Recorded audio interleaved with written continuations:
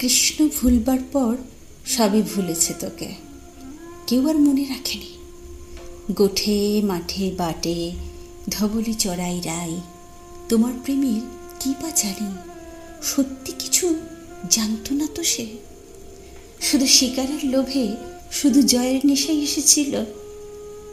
কত তার কাকুতি মিনতি, কত তার রাজ্যপাট মথুরা বিলাস, কত তার বৃন্দাসখী সত্যভামা রুক্মিণী সুন্দরী। তার জীবনযাপন জুড়ে জেগে ওঠে ঐশ্বর্যের অদ্ভুত নাটক।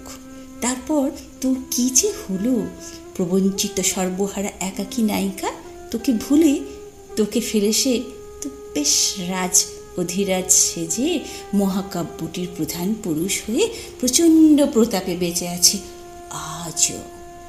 বাঁশির প্রতাপে তুই ভেসে ভেসে সুরের সম্মোহে তুই ভেসে গিয়েছিলে।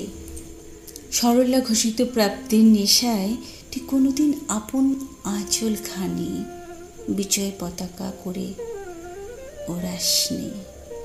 রাজার নন্দিনী, রাজার দুলালি তুই, তোর কোনো রাজ্যপাঠ নেই, শুধু কানু ভুল, কানু ভুল নায়কের জন্য তোর সত্য কান্না। সত্যকার চূড়ান্ত আবেগ রয়ে গেছে আজও, তোকে আর কেউ খুঁজে পায়নি রাধিকা। তোর জন্য কষ্ট হয়, তোর জন্য মায়া হয়, তোর উপর ক্রোধ হয় খুব। কৃষ্ণ ভুলবার পর কি তোর রইল মেয়ে? কে তো রইল বল আর? কৃষ্ণ কি কোনোদিন ঠিকঠাক নিয়েছিল তোকে? আপন মোহিনী শক্তির কাছে নত জানু, কি বিপুল শক্তিতে সে অধিকার করে নিতে পারে রমণীর হৃদয়।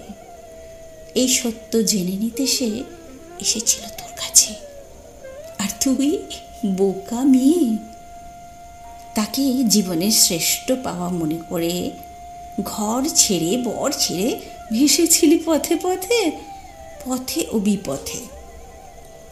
তোকে ফেলে সে গিয়েছে মোহন মাসিটি নিয়ে নতুন নগরে।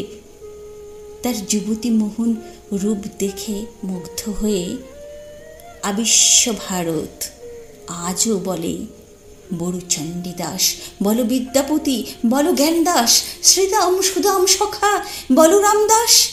কেউ কিছু জানো নাকি তার কথা? তার কথা, রাধিকার কথা জানো?